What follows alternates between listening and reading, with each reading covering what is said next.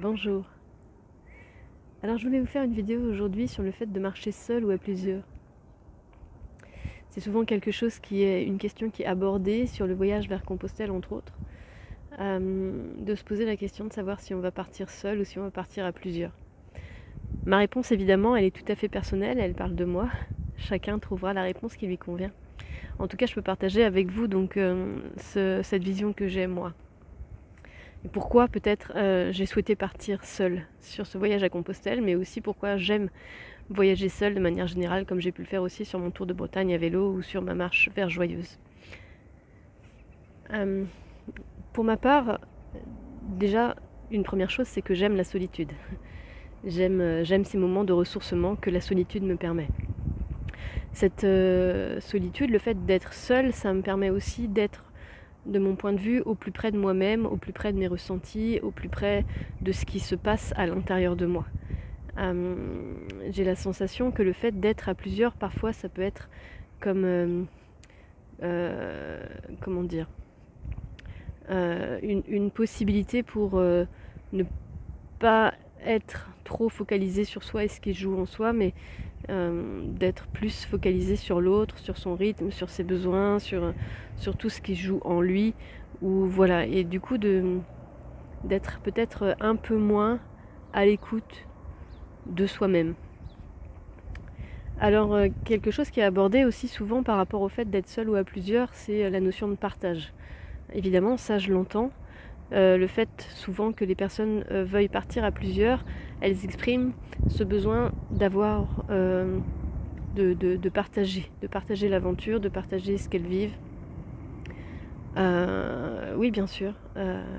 Alors pour ma part, j'ai choisi donc de partager sur les réseaux, et pour moi c'est aussi une manière de partager ce que je vis.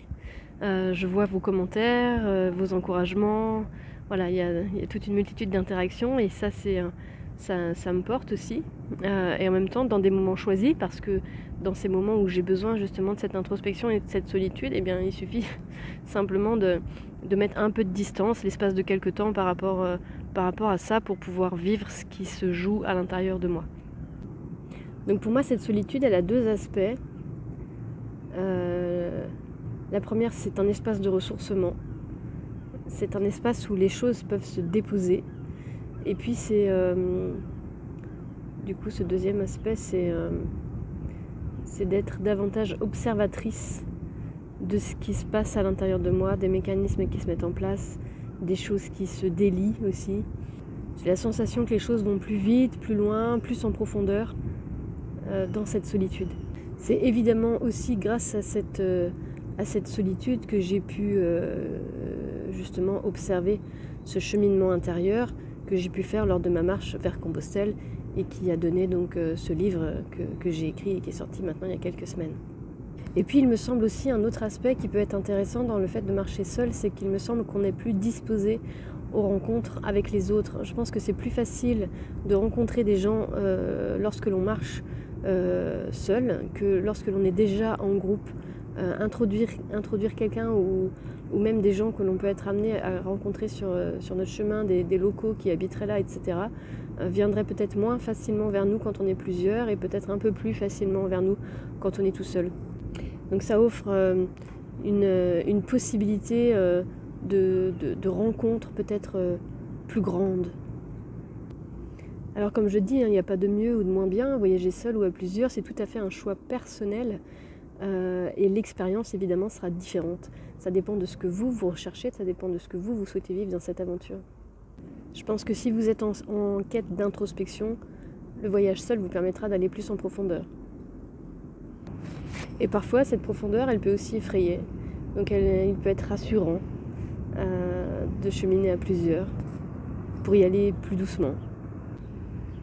Si vous avez envie de partager la manière dont vous avez voyagé, ou dont vous aimez voyager, seul ou à plusieurs, n'hésitez pas à mettre un commentaire pour donner des informations aux autres aussi, pour alimenter la réflexion de chacun. Voilà, merci beaucoup pour votre contribution. Je vous dis à tout bientôt, je vous souhaite tout plein de bonheur. Ciao ciao.